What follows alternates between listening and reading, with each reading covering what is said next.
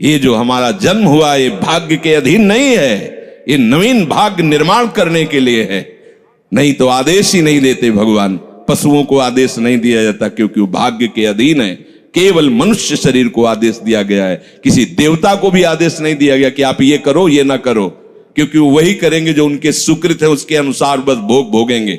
आगे कुछ नहीं कर सकते, नवीन कर्म नहीं कर सकते, न नारकी जी कर सकते हैं, न स्वर्ग के कर सकते हैं। सब अपने अपने परिणाम को केवल भोग रहे हैं। यहां परिणाम उपस्थित करने का अवसर है। आप जो चाहो अपना परिणाम कर सकते हो। आप चाहो नरक जाओ, चाहे स्वर्ग जाओ, चाहे नारायण बन जाओ, जो चाहो कर सकते हो। मनुष्य शरीर है तो ऐसा शास्त्र स्वाध्याय और पंडिताई ज्ञान किस काम का, जो भगवत प्राप्ति प्रारब्ध पे छोड़ दे। तो कुछ जन हैं जो शास्त्र स्वाध्याय करके या संतों की वाणी सुनकर इस विचार में आते हैं कि मुझे क्या करना चाहिए, परिवार का पोषण या भगवत प्राप्ति। दो विभाग कर लिए इसलिए खतरा है, निर्णय नहीं कर सकता। और सही पूछो तो दो विभाग है नहीं, एक ही बात है। समझ जाओ तो वहीं वहीं भगवत प्राप्ति हो जाएगी। अब उसके विचार में आता है कि अभी तो ब्याह हुआ है, या अभी छोटे छोटे बच्चे हैं, या अभी बच्चों का ब्याह किया है, अभी नए हैं, क्या जाने संसार का, मेरी आवश्यकता है, नहीं तो संसार इनको परेशान कर देगा। और वो अपने अहम जनित कर्ता भाव से ऐसा बंध जाता है कि निर्णय ही नहीं कर पाता।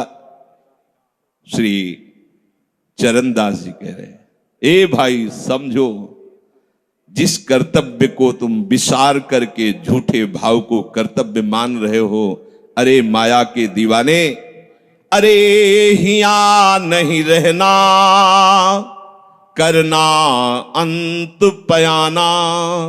यहां से जाना है, यहां से जाना है। ये भूल जाते हैं। माया की ऐसी भूल भुलैया है कि हमें शरीर में राग और शरीर संबंधियों के राग में सुख मिलने लगता है और लगता है कि मैं अविनाशी हूं। वैसे मैं तो अविनाशी ही है, पर विनाशी को लेकर मैं ये भूल कर बैठता है। और जिसको पकड़ा है वो सब विनाशी, सब विनाशी। गो गोचर जहां लग मन जाई, सो सब माया जानो भाई। दुनिया में लाखों का मेला जुड़ा, हंसा जब जब उड़ा तो अकेला उड़ा। समझो, ये माया की चाल है जो तुम्हें समझने नहीं दे रही। अरे भाई समझो, समझो, अरे माया के दीवानों, यहां से हमें जाना है, जाना है। कुछ साथ नहीं ले जाना है, कोई साथ नहीं जाएगा। बस तुम फंस गए हो मोह दलदल में। ये कुटुंब का मोह ऐसा मोह है कि कैसे तुम्हें बताएं। याद ही नहीं आती कि मुझे जाना है, याद ही नहीं आता कि सब छूटना है। ये समझ में नहीं आता कि मैं आया किस लिए। बड़ी विचित्र भूल भुलैया है। मोह कुटुंब के अवसर खोयो। दो बातें आती हैं, परिवार का पालन पोषण, ये धर्म पालन करूं, या हरि का भजन करके भगवत प्राप्ति करूं। तो बोले मोह कुटुंब के अवसर खोयो। अवसर मिला है तुमने, भलो पायो दांव रे, चूक ना अवसर प्यारे, भलो पायो दांव रे। बड़ा अच्छा अवसर मिला है भजन करने का, चूक गए तो फिर पछताना पड़ेगा। हरि की शुद्ध बिसराई। अब वो निर्णय करता है परिवार के पोषण का, क्योंकि मोह ममता है। पीछे का हर बार सत्संग में कहते हैं कि पीछे का रास्ता एकदम बंद हो जाना चाहिए, कि आगे कोई भयावह स्थिति आवे तो लौटने का रास्ता नहीं रहना चाहिए। उपासक को पीछे का मार्ग बंद कर देना चाहिए। पर होता क्या है, अपने लोग बहुत कमजोर हैं, तो कदम ऐसे रखते हैं पर पीछे वाला पुष्ट बनाए रखते हैं कि अगर इधर थोड़ी भी आंच लगी तो कदम पीछे करके सुरक्षित हो जाए। वो सुरक्षित नहीं है, वो सुरक्षित नहीं है, वो असुरक्षा है। परिवार का राग, अन्य भरोसा, किसी देहधारी का भरोसा, किसी वस्तुओं, ये भरोसे लायक चीज है। अरे क्षण में बिगड़ जाने वाली चीज है। भरोसा तो हरि का है, भरोसा तो हरि गुरु चरण सेवा अनुसरो। ये भरोसा कभी तुम्हें विश्वासहीन नहीं होने देगा। ये भरोसा कभी धोखा नहीं। साधुते हो न कारज हानि, कभी तुम्हारा अमंगल नहीं हो सकता। मोह कुटुंब के अवसर खोयो हरि की शुद्ध बिसराई। अब दिन तो बैल की तरह काम करने में व्यतीत हो रहा है और रात्रि नींद और भोग में समाप्त हो रही है। आठों पहर की 60 घड़ियां बेकार में इसने व्यतीत कर दी। एक क्षण भी शांति से बैठकर विचार नहीं किया कि मेरा जन्म किस लिए हुआ है, मैं क्या कर रहा हूं, और अपना कुशल चाहता है। एक छिन हरि को नाम लीनो, कुशल कहां ते हुई, तब लग कुशलन जीव को सपने हो मन विश्राम। स्वप्न में भी शांति नहीं मिल सकती जब तक भजन नहीं करोगे। बालक अवस्था तो खेल में चली गई, जवानी हुआ तो अहंकार मद छाया, मैं करता मैं भोगता इसमें चली गई। जब वृद्ध आया तो रोग और चिंताओं ने घेर लिया। अब इतना दुखी है कि वो सोच भी नहीं सकता कि मैं इनसे दूर होकर भजन कर लूं।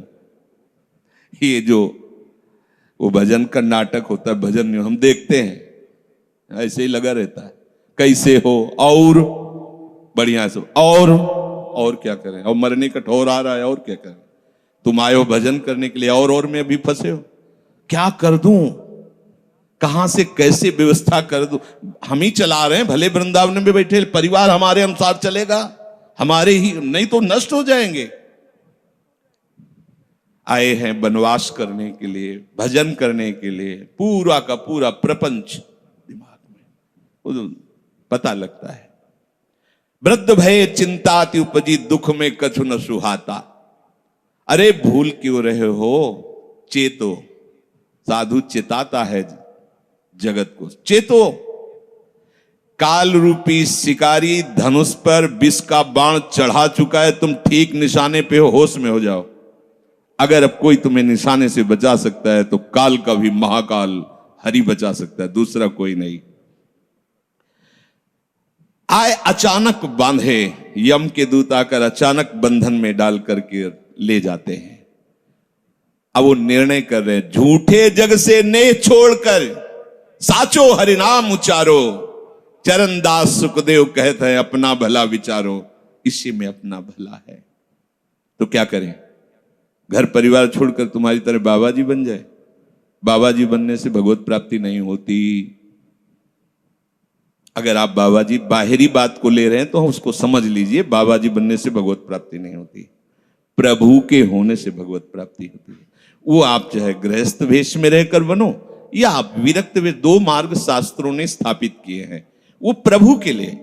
अगर वेश बदल लिया है और परिवार का राग है, भोगों का राग है, संसार की सत्यता का भान हो रहा है कि सब सत्य है, कोई फर्क नहीं पड़ता। वेश परिवर्तन से कोई फर्क नहीं पड़ता। गधे की पीठ में चाहे मिट्टी ला दो, चाहे कबाड़ ला दो, चाहे बेद ला दो, उसको बाहर से मतलब है। शरीर में चाहे लाल कपड़ा पहनो, चाहे सफेद पहनो, चाहे काला पहनो, चाहे नीला पहनो, चाहे पीला पहनो, ये तो वस्त्र है। आपका उद्देश्य क्या हुआ, आपका अपनापन कहां गया, ये खास बात है। कहीं ऐसा नहीं लिखा कि बाबा जी बनने से वो मोक्ष पद प्राप्त, नहीं।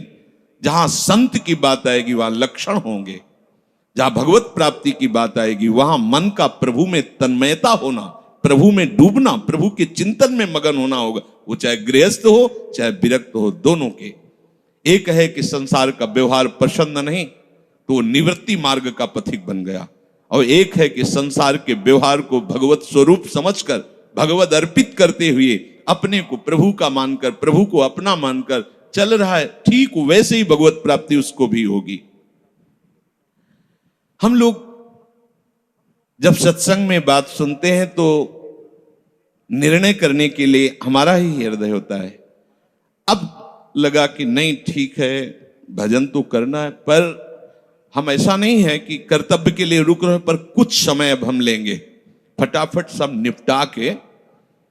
तो तुमसे भी चतुर काल है, वो उतने ही समय में तुम्हें निपटा देगा। बहुत चतुर है।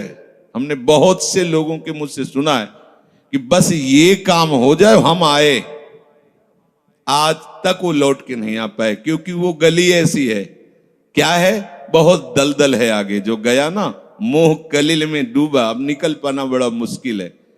सत्संग में इतना सामर्थ्य है कि अभी आप सुन रहे हो, अभी आपको ऐसे सब ऐसे लगेगा, ऐसे ऐसे निकल जाएंगे, और गेट के बाहर होइएगा, वो हवा लगने दीजिए, तब लगे कैसे निकले। ऐसी प्रचंड माया है। इसीलिए तन ही राख सत्संग में तो मन ही प्रेम रस भेयो, तब मन प्रेम रस में बराबर सत्संग होता रहे, बराबर साधु संग मिले।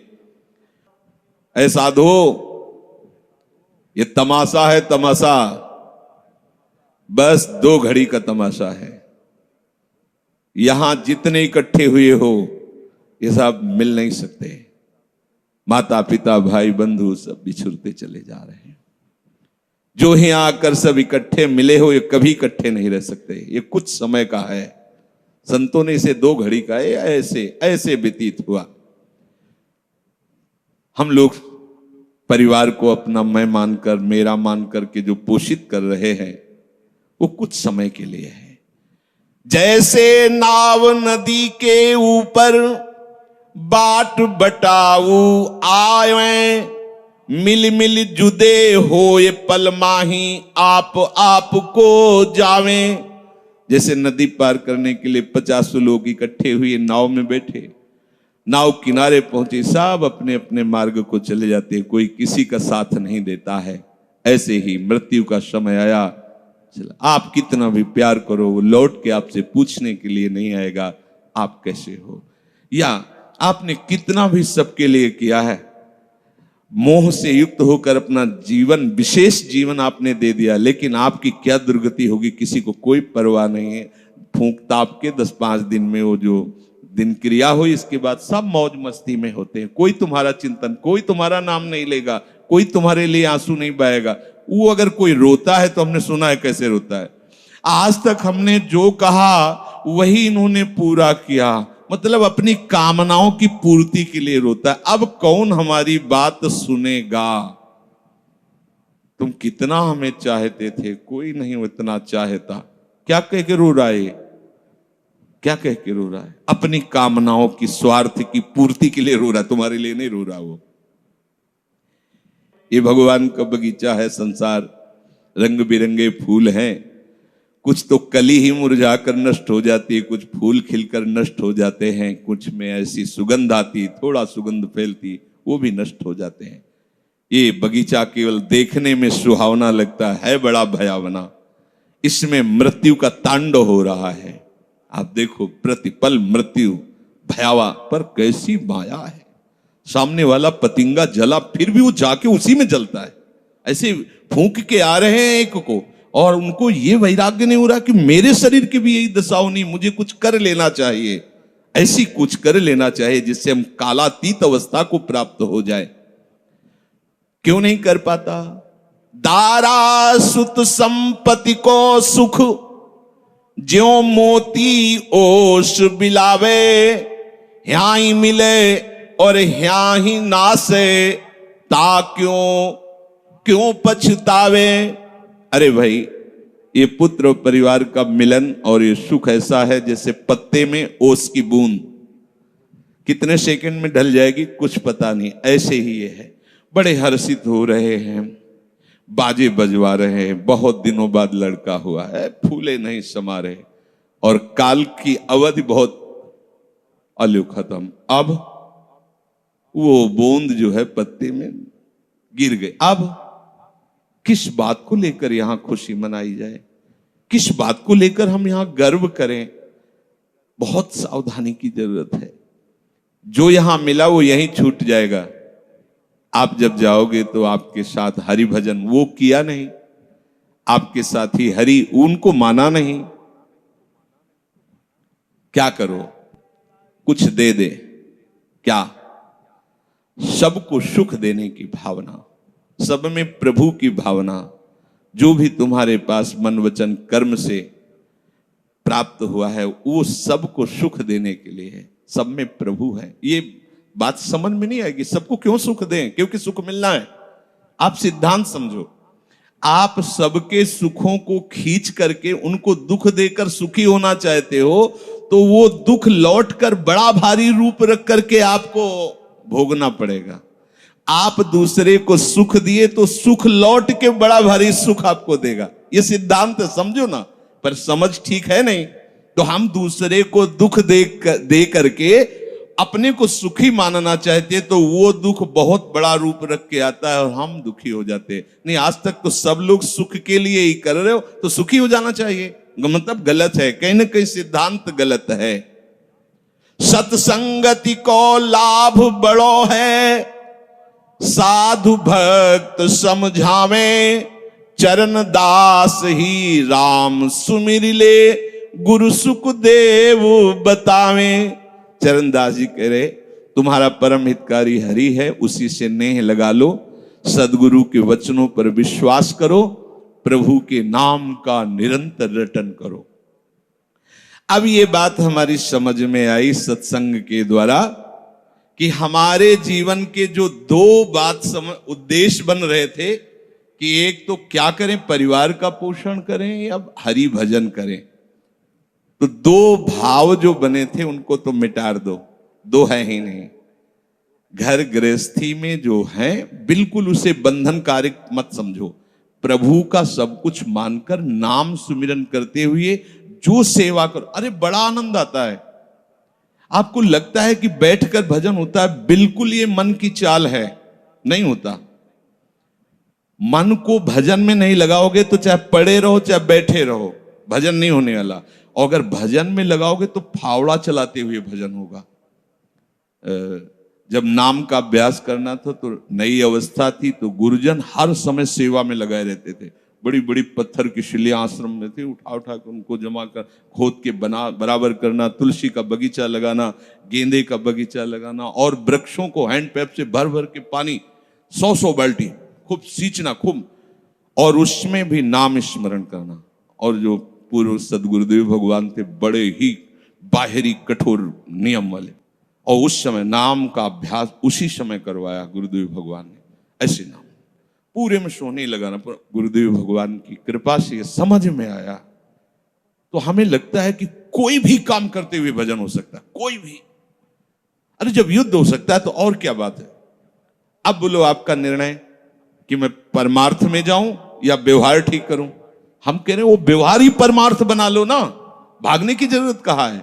और जब आपकी अरुचि बढ़ेगी, वैराग्य बढ़ेगा, तो तुम्हें कोई रोक नहीं पाएगा। वो तो स्थिति आएगी, और अगर स्थिति के लिए बिना तुम भागोगे तो यहां के वही प्रपंच करोगे, यहां भी वही प्रपंच करोगे, भजन नहीं होगा। तो पहले तो साधक को इस बात को लेकर संदेह होता है कि संसार का व्यवहार करना कर्तव्य है या भजन करके भगवत प्राप्ति करना कर्तव्य। अब उसका सत्संग के द्वारा निर्णय होता है, चाहे शास्त्र का चाहे संतों का, कि नहीं नहीं मुझे तो इस जन्म में भगवत प्राप्ति करनी है। संसार के इन सब कार्यों को तो बहुत जन्मों में किया है, अब इस जन्म में भगवत प्राप्ति करनी है। ऐसा निर्णय सत्संग से होता है। जब ऐसा निर्णय हुआ तो भोग उसे कड़वे लगने लगे। ये शरीर का विलास, इंद्रियों का विलास उसको एक दुखद लगने है, कैसे कैसे छोड़ूं, कैसे हटूं। अब उसी को वैराग्य कहते हैं। अब उसके अंदर वैराग्य बढ़ने लगा।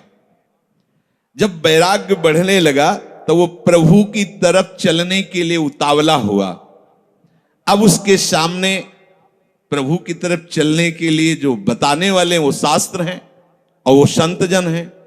अब इतने संत जन हैं कि उनकी सबकी अलग अलग साधना है, अलग अलग उपासना है। इतने शास्त्र हैं कि उनकी अलग अलग धाराएं हैं, और बिना इसके कल्याण नहीं होगा। सब कोई कहता है हमारा मार्ग ठीक है, सब सिद्धांत कहते हैं इससे भगवत प्राप्ति, इससे भगवत प्राप्ति, इससे ऐसा, इससे। वो साधक फंस जाता है कि चलूं तो किस में चलूं। उसके सामने साध्य और साधन विषयक तरह तरह के भेद साधकों के द्वारा, संतों के द्वारा, भक्तों के द्वारा डाले जाते हैं सामने। फिर शास्त्र को पढ़ता तो बहुत सी बातें शास्त्र में निकलती हैं। अब वो बेचारा परेशान हो जाता है कि अब मैं क्या करूं। संसार का तो सत्संग के द्वारा समझ लिया कि ये ठीक नहीं, मुझे भगवत प्राप्ति, पर कैसे भगवत प्राप्ति करूं। अब इसका निर्णय करना उस नवीन साधक के लिए बहुत कठिन होता है। परंतु भगवत कृपा का वो जिसने आश्रय ले लिया वो यहां टिकता नहीं है इस संशय में। परमार्थ भगवत कृपा से पुष्ट होता है। सबसे पहले प्रभु हरि को गुरु बनाना चाहिए। वही सबके गुरु हैं। जब हम घर से निकलने की सोच रहे हैं उस समय वो सोच भी गुरु दे रहा है, वो हरि गुरु उस समय सोच भी दे रहा है वही। तो जब हमारी ऐसी स्थिति आती है कि हम निर्णय नहीं कर पाते तो अंदर से प्रभु को पुकारना चाहिए, हे गुरुदेव हरि, आप प्रकट रूप में मिलो और मेरा समाधान करो। अब जो ही वो अंदर से ऐसी दशा में प्रभु की शरण होकर के पुकारता है तो भगवत कृपा उसे सदगुरुदेव के रूप में प्राप्त हो जाती है। ये ओहो, जो मैं खोज रहा था वो मिल गया। वो अंदर से भगवान उसको वहां पहुंचा देते हैं, वो बात सुनवा देते हैं, वो संयोग बैठाल देते हैं, जिससे उसके सारे संशय नष्ट हो जाते हैं। अब वो संपूर्ण शास्त्र और संपूर्ण संतों के मत को प्रणाम करके अपने गुरुदेव की आज्ञा पर चलने लगता है। अलग अलग वर्णन है संप्रदायों के सिद्धांत, अलग अलग शास्त्रों की युक्तियां वर्णन है। हम कितनी युक्तियां कितनी चलेंगे तो एक युक्ति में ही।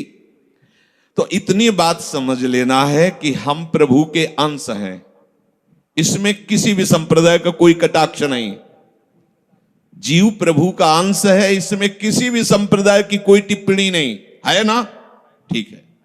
दूसरी बात, संसार भगवान की माया है, सब संप्रदाय है ना, तो इस माया को त्यागना है। बात समझ में आ गई। तीसरी बात है भगवत प्राप्ति करनी है। ये तीन बातें किसी भी संप्रदाय में कहीं भी कोई काट नहीं इनकी। हम प्रभु के अंश हैं, ये संसार माया के द्वारा रचित है, संसार का, संसार के भोगों का त्याग करने वाला ही भगवत प्राप्ति की योग्य होता है। भगवत प्राप्ति करना हर संप्रदाय का लक्ष्य है, चाहे उपासना कुछ भी हो। संसार का त्यागना हर संप्रदाय का लक्ष्य है। कोई भी आप शास्त्र सिद्धांत या संप्रदाय देखिए, संसार के भोगों का, संसार की आसक्ति का त्याग, और हम प्रभु के हैं, ये सिद्ध बात है। किसी भी संप्रदाय में हो, जीव भगवान का अंश है, ये निश्चित बात है। तो ऐसा निर्णय गुरुदेव की कृपा से स्वाभाविक हो जाता है कि अब सब सिद्धांतों को भले सुन लें, लेकिन हमें चलना का हमें पता है। हमारे गुरुदेव ने हमें बता दिया है, हमारे माई श्यामाजू को राज, हमें चलना है। राहो को काहू मनई दिए, पर मेरे प्राणनाथ श्री श्यामा शपथ करो तृण छिए, मन क्रम वचन त्रिशुद्ध सकल मत, हम श्री हित हरिवंश उपासी, हा हरि रा राधा वा वृंदावन सा सहचरी। साधक की बुद्धि गुरुदेव के प्रताप से उपासना में निश्चल हो जाती है। एक एक बात को समझिए। प्रभु कह रहे जिस काल में शास्त्रीय मतभेदों से विचलित हुई तेरी बुद्धि निश्चल हो जाएगी, परमात्मा में अचल हो जाएगी, उसी काल तू योग को प्राप्त हो जाएगा। कैसे होगी निश्चल? अगर हम शास्त्रों में भटकते रहो, कई बार समझने के बाद भी ये निश्चय होता था कि ये आश्रय ठीक है या अहम ठीक है। क्योंकि जब एको हम बहुत श्यामा वही ब्रह्म बहुत रूप, मैं भी तो ब्रह्म हूं ना।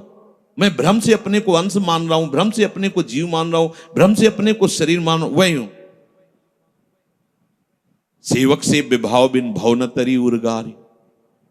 काकभूषण जी कह रहे बिना सेवक और स्वामी के भाव के संसार से तरा नहीं जा सकता। एक में है सेवक स्वामी भाव के बिना नहीं तरा जा सकता, और एक है कि जब तक सेवक स्वामी भाव भेद है तब तक अविद्या है, अविद्या है तो मोक्ष नहीं। बड़ा झंझट है, बड़ी समस्या है। उसका समाधान केवल गुरुदेव के वचन से होता है। मोक्ष मूलम गुरु कृपा, वो बता दी ऐसे चलो, बस दूसरे के लिए सुनना। दूसरा कोई गलत नहीं है। बहुत से मार्ग हैं, बहुत से संप्रदाय हैं, बहुत से सिद्धांत है। हम सब संप्रदाय, सब सिद्धांत, सब मार्गों को एक साथ नहीं निर्वाह कर सकते। एक मार्ग में चलेंगे तो जो हमें गुरुदेव मिले भगवत प्रेरणा से, उनके द्वारा बताई हुई साधन पद्धति में अपनी बुद्धि निश्चल कर दे। निश्चल कोटि जन्म लग रगर हमारी, बरऊ शंभुनता राहो कुमारी, इसे निश्चलता कहते हैं, इसे अटल कहते हैं। चाहे जितनी परीक्षा ले लो, चाहे जैसा दुख दे दो, चाहे जैसा प्रलोभन दे दो, लेकिन अब अपने प्रियाजू के गोरे चरणार बिंदु के सिवा अन्य आश्रय नहीं ले सकते। ये अचल बुद्धि हो गई। साधक की बुद्धि निश्चल हो जाती है कि अब तो मुझे केवल प्रिया प्रीतम का नाम रटना है, प्रिया प्रीतम की सेवा करनी, प्रिया प्रीतम के भरोसे में रहना और प्रिया प्रीतम के पास ही जाना है। ये निश्चय लगभग लगभग ऐसा तो हो गया होगा, क्योंकि सत्संग सुन रहे हैं बहुत काल से। कई बार सत्संग में कहा चित्त का समाधान हो जाना ही उपासना की परिपक्वता है। यदि आपसे कोई प्रश्न करे कि आपका उपासना का स्वरूप क्या है, तो श्री राधाजुग चरण निवास, बस आगे कुछ है ही नहीं। हमारा केवल उपास्य तत्व प्रेम, प्रेम का मूर्तिमान स्वरूप लाडली लाडली के गोरे चरणारविंद, बस। भजन साधन ये सब उनकी कृपा से हो रहा है। हमारा लक्ष्य केवल लाडली, भरोसा केवल लाडली, अपनापन केवल लाडली। अभी जीत गए, अभी जीत गए। ज्यादा जैसी तरिवंश प्रपंच बंच सब काल ब्याल को खायो, यह जिए जान श्याम श्यामापद कमल संग सिर नायो। मुझे प्रियालाल को प्राप्त करना ये दृढ़ निश्चय हुआ गुरुदेव की कृपा से। ऐसा दृढ़ निश्चय होने वाली बुद्धि को अचल कहते हैं। जब दृढ़ निश्चय हो जाता है तो साधन अब सिद्धावस्था में परिणित होने लगता है। ध्यान रखना, जब तक ये करें कि ये करें कि ये करें कि ये करें ऐसा चलता रहता है तब साधक रहता है। और जब ये निश्चय हो गया है अब उसका साधन सिद्धावस्था की तरफ जा रहा है, क्योंकि अब उसको निश्चय की जरूरत नहीं, वो हो चुका है।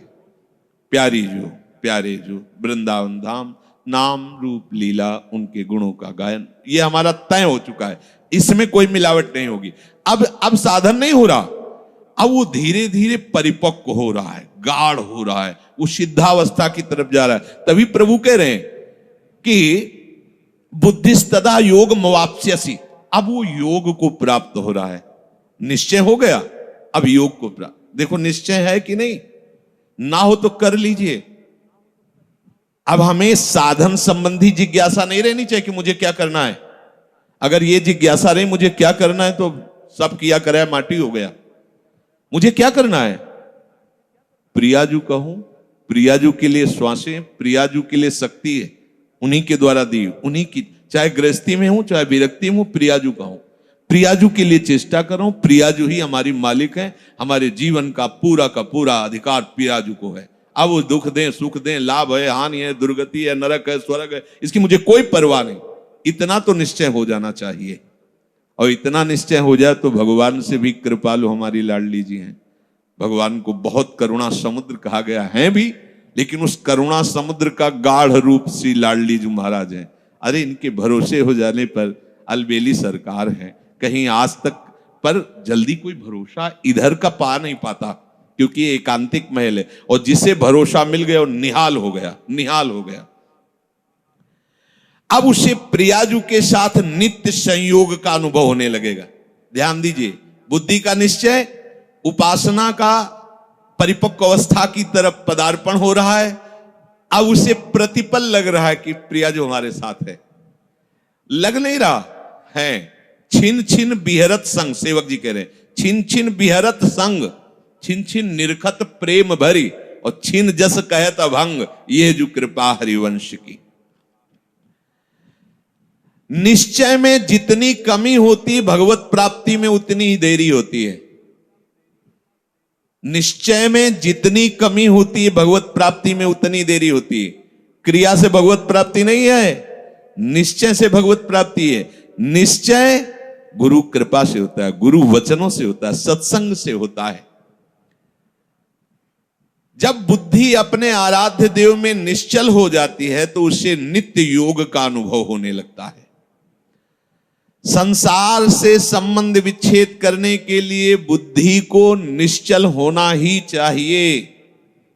अगर निश्चल, तभी हम कई बार कहते हैं माता पिता का भरोसा रखेंगे तो आप हमारे आराध्य देव और गुरुदेव के वचनों पर चल ही नहीं सकते। भोगेश्वर प्रसक्ता नाम तया प्रहृत चेतसाम व्यवसायत्मिका बुद्धि समाधो न विधीयते, नाटक हो जाएगा। अगर ऐसा होता तो रघुनाथ दास गोस्वामी जी जगन्नाथ जी में अखंड भंडारा शुरू कर देते। हलवाई भेजे थे, रुपए भेजे थे, दोनों पिता जो भाई थे बड़े अरबपति खरबपति उस समय थे। मजूमदार पदवी उनको प्राप्त थी, पूरा राजा महाराजाओं जैसा नहीं। जगन्नाथ जी के सिंहपौर पर खड़े होकर भीख मांगकर खाते और वो सब त्याग दिया। ये है परमार्थ का स्वरूप। ऐसा संसार से संबंध विच्छेद करने के लिए तैयारी करनी ही है। ये शरीर और शरीर के संबंधी भोग और शरीर संबंधी रिश्ते नातेदार, यही संसार है। इससे अंदर से संबंध विच्छेद किए बिना कोई न भक्त हो सकता है, न महात्मा हो सकता है, न भगवत प्राप्ति कर सकता है। जो प्रभु से बिछुड़ा हुआ बहुत जन्मों से है और संसार से अपनापन किए हुए है, अब बिना ये अपनापन संसार से हटाए प्रभु से योग हो ही नहीं सकता। चाहे जिससे आशीर्वाद मांग लो, चाहे जिससे आप जाकर के कहो कि हमें हाथ रख दो। लोग ऐसे बावरे हाथ पैर रखने से कुछ होता है क्या? कुछ नहीं होता। बड़े बड़े सिद्ध महापुरुषों के दर्शन हुए जो ब्रह्माकार वृत्ति में, उनके जब वचन सुने तो केवल साधन पक्ष की बात की है। आप अपने भजन पर अधिकार रखो, केवल आप अपने संयम नियम पर अधिकार रखो, अपनापन प्रभु से रखो। बस यही आशीर्वाद है कि तुम्हारा साधन बन जाए, तुम्हारा उपासना में मन लग जाए, ये आशीर्वाद है। अगर इसमें नहीं लगा तो कोई आशीर्वाद फलीभूत नहीं होगा। ये सब भ्रम की बातें छोड़ दो। नौटंकी नाटक अलग चीज है। ये ले उसे संतरा और हाथ सहला दिया और लिफाफा रख दिया, ये नाटक तो बहुत बढ़िया हो सकता है, लेकिन ये आशीर्वाद मत समझना। तुम्हारी भजन में रुचि हो जाए, तुम्हारी विषयों में अरुचि होकर संयम नियम पूर्वक प्रभु आराधना में मन लगने लगे, ये संत का आशीर्वाद फलीभूत हो गया। जो आपने शरीर और शरीर के संबंधियों पदार्थों में अपनापन कर लिया, ये भूल त्यागे बिना तुम्हारा योग हो ही नहीं सकता। कितनी बढ़िया बात, बड़ी अमृतमयी बात है। और जब आप संसार से वियोग करोगे तो प्रभु से योग स्वाभाविक हो जाएगा, करना नहीं पड़ेगा, क्योंकि वो हमारे हैं। संसार से योग करना पड़ता है, योग होता भी नहीं है। कहां अपने हाथ में कुछ लग रहा है क्या? प्रतिपल आयु नष्ट होती चली जा रही, प्रतिपल जो वस्तु पदार्थ सब दूर होता चला जा रहा है, आप उसे पकड़े हुए केवल हो। और इनको छोड़िए तो प्रभु से योग करना नहीं पड़ेगा। हमारा योग है वही जागृत हो जाएगा, स्वाभाविक जागृत हो जाएगा। हमारी बुद्धि प्रभु में निश्चल हो जाएगी। अब प्रश्न बनता है कि जिसकी प्रभु में बुद्धि निश्चल हो जाती है उसके क्या लक्षण होते हैं? अर्जुन जी कह रहे, स्थित प्रज्ञस्य का भाषा समाधिस्थस्य केशव, स्थित धी किम प्रभासेत किमासीत ब्रजेत किम। जिसकी बुद्धि प्रभु में स्थिर हो जाती है, अचल हो जाती है, निश्चल हो जाती है, उसके क्या लक्षण होते हैं? अर्जुन ने पूछा। वो स्थिर बुद्धि वाला कैसे बोलता है, कैसे बैठता है, कैसे चलता है और कैसे व्यवहार करता है? बहुत सुंदर विषय है। जिसकी बुद्धि प्रभु में स्थित हो गई है, अर्जुन जी प्रश्न कर रहे हैं कि वो कैसे लक्षण होते हैं तो समझा जाए कि इसकी बुद्धि स्थित है। वो कैसे बोलता है, उसकी वाणी से कैसे पहचान किया जाए कि जो बोल रहा है ये स्थिर बुद्धि वाला है, या जो बोल रहा है वो चलायमान बुद्धि वाला है। अभी परमात्मा में इसकी निश्चयात्मिका बुद्धि नहीं हुई है। वो बैठता कैसे है, वो व्यवहार कैसे करता है, वो चलता कैसे है? अर्जुन जी ने ऐसा प्रश्न किया तो प्रभु उत्तर दे रहे हैं कि प्रजहाति यदा कामान, बहुत अमृतमय वचन है। प्रजहाति यदा कामान सर्वान् पार्थ मनोगतान् आत्मन्येवात्मन तुष्टः स्थित प्रज्ञस्तदोच्यते। आहा, जो स्थित प्रज्ञ बुद्धि, स्थित अचल, जिसकी बुद्धि अपने आराध्य देव में अचल हो गई है। किसकी? जिसकी संपूर्ण कामनाएं भली भांति शांत हो गई है। आहा, सर्वान कामान, संपूर्ण कामनाएं प्रजहाति, भली भांति शांत हो गई, अब कुछ नहीं चाहिए। वो अपने आप से अपने आप में संतुष्ट रहता है। इसके दो भाव हैं कि वो अपने आत्मस्वरूप में नित्य आनंद में डूबा रहता है। भक्ति में वो अपने आप से अपने आप में आनंदित। अपने आप कौन है? हमारे प्रभु है। किसी क्रिया से नहीं, किसी पदार्थ से नहीं, बाहरी किसी सपोर्ट से नहीं, इसीलिए अपने आप से, आत्मन्ने वात्मना तुष्टा, अपने आप से। प्रियाजू को सबसे ज्यादा प्रसन्नता और सुख पहुंचाने वाली बात है आपको अपने आप को दे देना है। यही सबसे बड़ी सेवा है। हम लोग बचा के अपने को रखते हैं और पदार्थ आदि देना चाहते हैं। हम महीना तुम्हें दे सकते हैं, हम रुपए क्या भोग सामग्री दे, लेकिन हम, हमारे लड़के, हमारा परिवार, हमारी ये, हमारी हम, ये सब मायाकृत है वस्तु, जो जहां जैसा ठीक है। आप अपने आप को दे दो, ऐसा नहीं हो पाता। आप अपने आप को बचा के रखते हैं, अपना अस्तित्व बना रखते हैं, रंग नहीं आएगा। मैं ये मन आदत सो मई बुद्धिम निवेश है, मेरे में मन बुद्धि को अर्पित कर दो। फिर जब आता है कि कैसे करें, फिर वो साधन पद्धति प्रारंभ कर दी जाती है। नहीं तो सही पूछो तो इसमें साधन का कोई योग नहीं होता। आप समझ नहीं पाते, इसलिए साधन का योग कि करो, धीरे धीरे आपकी जो पूर्वाभ्यास हो मिटे, तब ये बात सीधे प्रियाजू की प्राप्ति के लिए आप पर्याप्त हैं। निश्चय कर लो श्यामाजू की सेवा। अब जैसी दिनचर्या है उस पर थोड़ी दृष्टि डाल लो कि श्यामाजू के विरुद्ध आचरण ना होने पाए। मस्त रहो, भरोसे पे मस्त रहो। देखो सारे सद्गुण देवी संपदा आपके अंदर आ जाएगी। सारे शरीर को स्वीकार करके भोगों में सुख है ऐसा माना तो सारी आसुरी प्रवृत्ति आ गई है। मानने मात्र से आपने केवल माना कि मैं विरक्त हूं तो बहुत से अंकुश अपने आप लग गए। विरक्त हूं, जहां आपकी मान्यता होती वैसा रंग चढ़ने लगता है। मैं प्रियाजू का हूं, प्रियाजू मेरी हैं, ऐसी मान्यता से सारे भागवतिक सद्गुण आ जाएंगे जो महात्मा में होते हैं, जो रसिकों में होते हैं, जो भगवत प्रेमियों में होते हैं। अब ये बात समझ में नहीं आती, इसीलिए फिर लगाया जाता है आप ऐसा करो, इनको त्यागो, उनको, छोटे छोटे छोटे छोटे सब करते हुए जब यहां आता है, अगर वो अपने आप को नहीं दिया, ये सब कर रहा है तो उसका फल होगा प्रियाजू नहीं मिलेंगी। अपने आप को कर तो अभी से समझ लो, अभी से आपको प्रियाजू मिलेंगे, अपने आप को समर्पित। पर समर्पित का कोई अस्तित्व नहीं होता। जैसी रूपलाल हित हाथ बिकानी, निधि पाई मन मानी। अब ये समझ पाओ तो समझ पाओ, नहीं तो फिर साधन में लगो धीरे धीरे। जब साधन में लगते जाओगे तो अभी क्या है, इतनी बहिर्मुखता है कि फिर क्रियाओं को, फिर क्रिया जिनसे होती है उन करणों को जब हम धीरे धीरे उधर मोड़ने लगते हैं, तो चूंकि इन्हीं के पीछे हम चल रहे थे, यद्यपि उल्टा है बात, इन्हीं के पीछे चल रहे थे, इसलिए धीरे धीरे लगने लगता है मैं प्रियाजू का हूं। ये बहुत लंबा सफर है। अगर आप स्वीकार कर ले मैं प्रियाजू को, तो आपके करण और आपकी चेष्टाएं सब अभी इसी क्षण से प्रियाजू को समर्पित होने लगेंगी।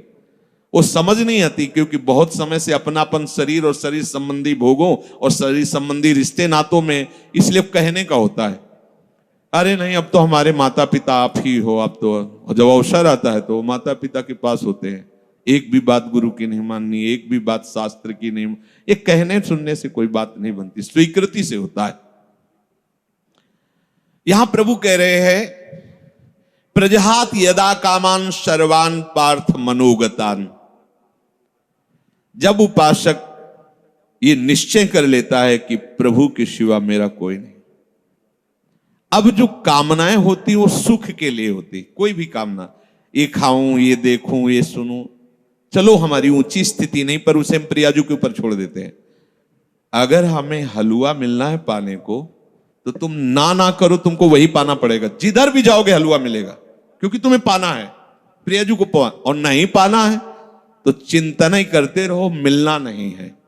क्योंकि आप तो काहे को चिंतन, अगर कामना स्फुरित भी होती है तो उसे सीधे प्रियाजू को समर्पित करो। देखो प्रियाजू ये बात है, एक तो समर्पित करने की जरूरत नहीं, उनका मकान वो खुद जान रही, कौन सी खिड़की टूट रही, कौन सा कहां क्या हो रहा, उनका मकान है ये।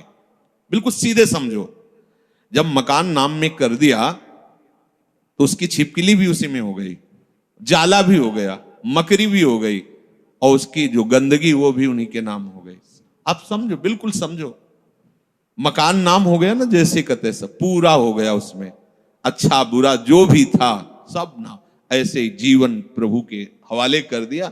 अब आप निश्चिंत। एक सूत्र नारद जी ने लिखा है कि जो उपासक ऐसा समर्पित हो जाता है, उसके काम क्रोध लोभ मोह मद मत्सर ये भी समर्पित हो जाते हैं, ये सब भगवत स्वरूप हो जाते हैं।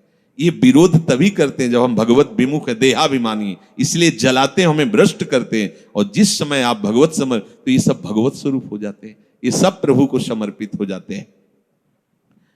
जिस समय उपासक मन में आई हुई संपूर्ण कामनाओं को भली भांति त्याग देता है, अब ये थोड़ा समझना होगा यार, रुक के। हमारे अंदर जो सुख भोग की लालसा, यही कामना पैदा करती है। हम कहते हैं ठीक है तुम्हें कोई ज्ञान नहीं, पर एक पर विश्वास कर लिया, जिसे मान लो आप यहां अधीन हो गए राधा केली कुंज में स्वामी जी के, तो अब तुम्हें इच्छा करने की क्या जरूरत है कि हमको ये भोजन में मिले, क्योंकि तुम थोड़ी, अब तो जो श्री जी का भोग लगेगा वो आपको मिलेगा। तो अगर आपके अंदर आता भी है अज्ञान के कारण, यद्यपि आपको जरूरत नहीं किसी भी भोग की, आप बहुत सुख स्वरूप हैं, किसी भी भोग से आपको सुख नहीं मिला है, ना मिलेगा और ना है। आप इतने सुख सिंधु हैं कि बिल्कुल ये समझ लो तटस्थ हैं। जैसे प्रभु सुख राशि, ऐसे आप भी सुख राशि। ईश्वरंश जीव अविनाशी, चेतन अमल सहज सुख राशि। पर अपने स्वरूप का बोध न होने के कारण शरीर भाव से आपके अंदर जो कामनाएं, तो जब शरीर समर्पित कर दिया तो कामनाएं भी समर्पित हो गई। अब आपको चाहिए कि धैर्य पूर्वक ये देखो कि हमारे अंदर जो कामनाएं हो रही हैं वो विषय सेवन के लिए हो रही हैं। अब मेरा अधिकार नहीं है क्योंकि श्री जी को समर्पित है। अगर ये होना होगा तो अब हमको इसके विषय में नहीं सोचना है, अब वो हमारे योगक्षेम का वहन करेंगे, अब हमें चिंता नहीं करनी। इस भाव से कामनाओं के जो आप जलन में जलते उसको त्यागो, क्योंकि बिना कामना त्यागे, आगे बात नहीं बनी, कामना करते क्यों कामना करते हो? सच्ची मानिए, जैसे बिना कामना के तुम्हें दुख भोगना पड़ता है, ऐसे बिना कामना के सुख भोगना पड़ेगा। अच्छा, ये तो कर्म की बात कही, लेकिन हम कर्म के आश्रय में थोड़ी, प्रियाजू के आश्रय। अब जिससे आपका मंगल होगा वही वस्तु व्यक्ति स्थान आपके संयोग में आने देंगी, नहीं आने देंगी। आप बेपरवाह हो जाओ, एकदम ऐसे हो जाओ, हम तो बहुत नीच है, हम तो कामी है, हम तो ये है वो, तो नामे क्या किया है तुमने? गुरु के सन्मुख होकर के रजिस्ट्री किसकी की थी? किसकी रजिस्ट्री की थी? धोखा क्यों? प्रभु से धोखा क्यों? तनुवांग मनोभिर, शरीर मन वाणी लिखित, हे गुरुदेव। ये शरणागति का मतलब क्या होता है? हे गुरुदेव, जैसे जज के सामने नहीं कि हम अपनी संपत्ति इनको ट्रांसफर करते हैं, तो हे गुरुदेव, आपने जो परिचय बताया प्रिया प्रीतम का, आपने जो नाम दिया, आपने जो मंत्र दिया, आप तन मन वाणी सब आराध्य देव के चरणों में समर्पित है। अब बोलो, आपका बोलने का क्या अधिकार? आप पूरे के पूरे अहम में रहते हो, लिखा पढ़ी भी कर दे तो कैसे होगा?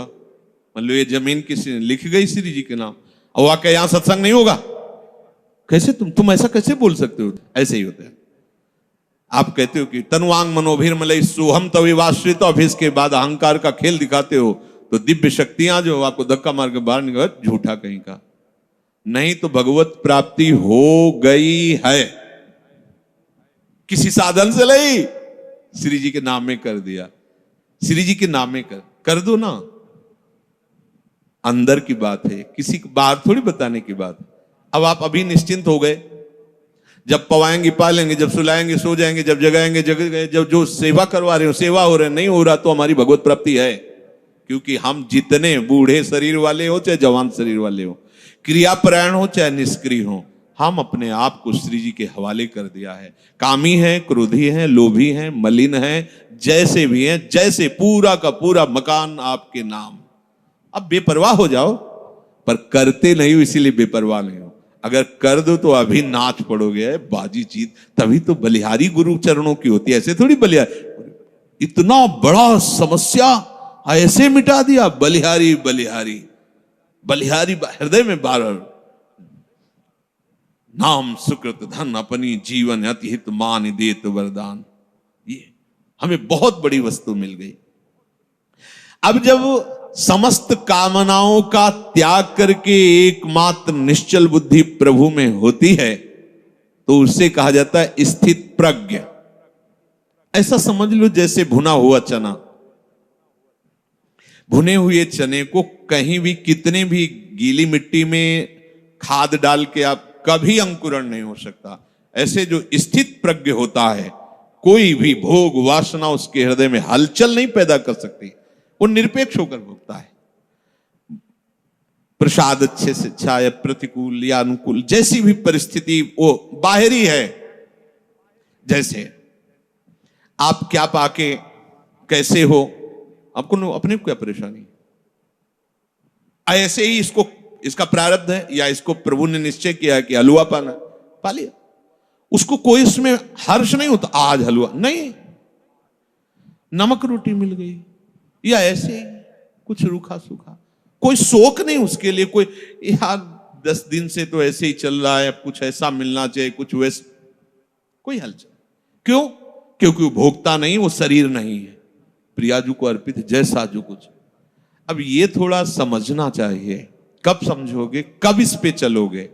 स्थित प्रज्ञ वही है, उसी की बुद्धि प्रभु में निश्चल मानी जाती है, जो सर्व कामनाओं का त्यागी होता है। कोई खास बात नहीं है, और इतनी बड़ी बात है कि जन्म जन्म रगड़ करते रहो फिर भी इससे नहीं निकल पाओगे। और इतनी हल्की सी बात है, कनेक्शन कटा पूरा सब खत्म, से ले चलो पूरा सब खत्म। अहंकार केवल श्री जी के चरणों में, अपनापन श्री जी के चरणों में कर लो, ये सब ठीक हो जाए। सब बिगड़ा रहे तो भी भवन किसने खरीदा है? ये भवन किसका है? खंडहर पड़ा है, टूटा है, जाला है, कोई शोभा नहीं, बैठने लायक नहीं है, बढ़िया है, लेकिन खरीदा किसने? बोले अमुक। अरे बोले 2 मिनट में सब ठीक कर देगा। उसके लिए क्या है ये? बस आज वो अपिचेत सुदुराचारो भजते माम अनन्य भाग साधुरेव समन्तव्य सम्यक व्यवसिता। ऐसा खरीदा किसने है? प्रभु के वचन है, गीता जी में आगे आएगा।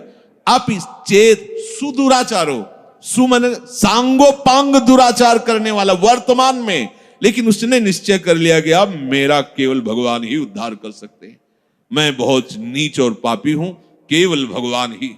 भगवान करे साधु मानो, बोले कैसे माने साधु, ये तो खंडहर पड़ा है, हर जगह से बेकार है। बोले हम बनवा देंगे, हम बनवा देंगे। अच्छा, उनके बनवाने में ईंट गारा की जरूरत नहीं, दृष्टि में बदल जाएगा। मैं बनाऊंगा साधु से, करो सत्य ते साधु सब, ठेका ले लिया, अब बात बन गई। बिल्कुल सहज सरल बात तुम्हें बता रहे हैं। भगवत प्राप्ति करने के लिए अपने आप को जैसे हो वैसे के वैसे प्रभु के चरणों में लिखित दे दो। कहां से लिखित? हृदय से। अब आपका प्रश्न उत्तर नहीं बनता है, आप अंदर से शांति से बैठकर, ब्रह्म मुहूर्त का समय है, मेरे बनाए ना बनेगी कोटि कल्प लो। हे प्रिया, आप तो जान रही है, हमारी दशा देख रही, बस मैं जैसा हूं, जैसा मेरा तन है, जैसा मेरा मन है, जैसी मेरी चेष्टा है, जैसा मेरा स्वभाव है, मैं पूरा का पूरा अपने आप को आपके चरणों में समर्पित करता हूं। ठीक है, अब अगर बिल्डिंग की खिड़की तोड़ी जाती है, नई खिड़की लगानी, तो तुम्हें परेशानी क्या है? समझ रहे हो? यहां ऑपरेशन होना है, यहां परेशानी है, ये रोग है, ये इन्फेक्शन है। अब आपका प्रश्न कैसे बनता है? अगर आप कह रहे हो कि प्रियाजू तो सर्व सामर्थ्यशाली, हमारा ये ठीक हो जाना चाहिए, ए धोखेबाज, तुम्हारा क्या ठीक हो जाना चाहिए? तुमने तो नाम कर दिया था प्रियाजू के। आप सोचो कितने हम लोग बेईमान, प्रभु से बेईमानी करते हैं। उन्हीं की वस्तु है, अपनी मान ली, इस भूल मिटाने का परिणाम होगा परमानंद। भूल जो तुमने कर ली, वैसे तो दंड मिलना चाहिए, प्रभु की वस्तु पर अपना अधिकार, अपना स्वामित्व कर रहे हैं, चलो, पर भूल मिटा दी तो उसका परिणाम होगा परमानंद। अब आपका प्रश्न नहीं बनता। अभी तक तो 10 वर्ष हो गए, दृश्य नहीं बदला, कोई चमत्कार नहीं, कोई सिद्धि नहीं, वो वही मन में जलन। हमें भैया क्या मतलब, हमने तो नामे कर दिया है। बार बार यही सोचो, हमने अपने आप को प्रभु के चरणों में समर्पित, बहुत बड़ी बात है ये, आखिरी बात है ये। संभाल करके वहां पहुंचा पाना हमारे बस की बात नहीं।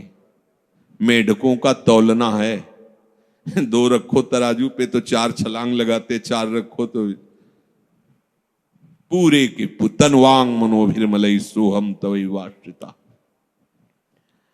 समस्त कामना रहते हुए भी वो भगवत प्राप्ति के योग्य हो जाएगा। ये हम आपको बात बता रहे हैं। समस्त कामना रहते हुए भी वो बहुत कृपालु है। 1 सेकंड से कम हिस्से में वो हमारी बात बना देंगे, 1 सेकंड के कम हिस्से, क्योंकि इसका राग ही केवल कामना है। बस आप समझ लो, ये राग थोड़ा सा मुड़ा प्रियाजू के चरणों की तरफ, कामनाएं अपने आप शांत हो जाएंगी। और आप चाहो तो जब से सृष्टि हुई कि आज तक कोई भी कामना हमें छोड़ नहीं पाई, ना हम कामनाओं को छोड़ पाए। सब स्टॉक लगा हुआ है, हम कब तक निकल पाएंगे? जब देखो तब कोई न कोई वासना, कामना, सब ज्ञान विज्ञान की बातें होती, पर वो कामना वासना। तो एक उपाय बहुत बढ़िया मिला, ये आत्मसमर्पण। अंदर से बिल्कुल सीधी भाषा में आज ही रजिस्ट्रार के पास जाके पूरी की पूरी वैभव संपत्ति इनके नाम करवा देते हैं। यहाँ के रजिस्ट्रार हैं रसिक जन, और यहाँ की संपत्ति है एक एक श्वास प्रियाजू के चरणों। अब हमारा अधिकार नहीं, चाहे नरक भेजो चाहे स्वर्ग भेजो, पर इस बात को पकड़ो तब होगा, नहीं तो अभी बात ये होती थोड़ी देर में इतने प्रश्न के चिट्ठे आ जाएंगे। अब जब प्रश्न आ गए तो करता आ गया ना, करता आ गया तो फिर करो ऐसा। कोई प्रश्न, कोई आपका प्रश्न, कोई प्रश्न क्यों? अब क्या हम किसी लायक नहीं, कुछ कर सकते नहीं, अब तो हम प्रियाजू के जैसे हैं। जैसे ऐसा परिवर्तन होता चला जाएगा, इस बात में बड़ी दम है। पर ये हम बात ऊपर से बोलते, अंदर से हम अहम की दशा में, भोगों में विचरण करते हैं, तभी सब गलत हो जाता है, तभी गलत हो जाता है। अगर आप अपने आप को प्रभु के चरणों में समर्पित कर दें तो चाहे गृहस्थ हो चाहे विरक्त हो, वो प्रभु की सामग्री है। जैसे सिंह के सामने से उसके शावक को कोई पीड़ा नहीं पहुंचा सकता, भय नहीं दे सकता, ऐसे हरिराम व्यास जी ने पद में लिखा है, श्यामा श्याम के आश्रित को कोई भी भोग रोग शोक साप ताप ये कुछ स्पर्श नहीं कर सकता। हाँ, शरीर में होगा, लेकिन प्रियाजू ऐसी ऊंचाई पे बैठाल देंगी कि ये सब साप ताप राग रोग शोक आदि स्पर्श ही नहीं करेंगे। वो अपने आप में संतुष्ट रहता है, प्रभु के विधान में संतुष्ट रहता है। अब हम सब प्रभु के विधान के, हम क्यों नहीं देखते प्रभु के विधान को? हम क्यों मांगे फैला रहे हैं? हम क्यों अपनी बातें रख रहे हैं? हमारी यही समझ में नहीं आता। अब तो मौन होने का अवसर है, कुछ बोलने का अवसर नहीं, ना प्रार्थना करने की जरूरत है। ये मकान हमारे नाम करवा दिया तो अब रोज आके प्रार्थना करने की, देखो ये जाला नहीं लगना चाहिए, देखो इसकी खिड़की सुरक्षित रखना, दबका के भगा दिया जाएगा। अब तेरे को क्या मतलब, मैं इसमें जाला ही फैला दूं, तेरे को क्या मतलब?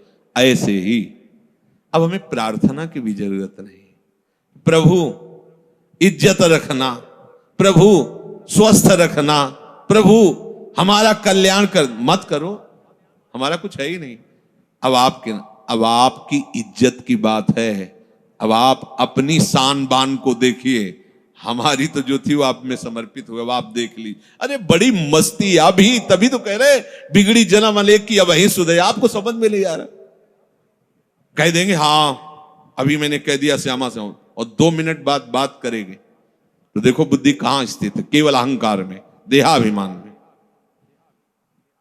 किसी ने कहा कि आपके स्वास्थ्य के लिए 1 माला रोज जप करते हैं, शेष माला अपने लिए जप करते हैं। गलत। आपका अस्तित्व क्या रह गया है? आप हो क्या? अब आप तो केवल गुरु के हाथ के खिलौने हो, यंत्र हो, श्री जी के हाथ के यंत्र हो। अब जो हो रहा है वो सब श्री जी करवा रहे, जो हो रहा है वो सब श्री जी के लिए हो रहा है। हम आपके लिए 1 माला करते हैं, बहुत ही अज्ञान की बात है। हमारा अस्तित्व क्या रह गया है? हमारा जीवन, हमारा भजन, हमारा सब कुछ हरि गुरु के लिए है। जब ये भावना आ जाएगी तो उसी से हरि गुरु आपके हो गए, इससे नहीं। ये भावना जब आ गई उसी से हरि गुरु आ। बड़ा मस्ती का मार्ग है। छोड़ो, बस छोड़ो, तुम्हारे बस की बात नहीं है। जिनके बस की बात है उनके हवाले अपने आप को कर दो अंदर से। और जब कभी तुम्हें मन भय दिखावे, परेशानी दिखावे, द्वंद्व दिखावे, तो उसी समय उनसे बात करो ना।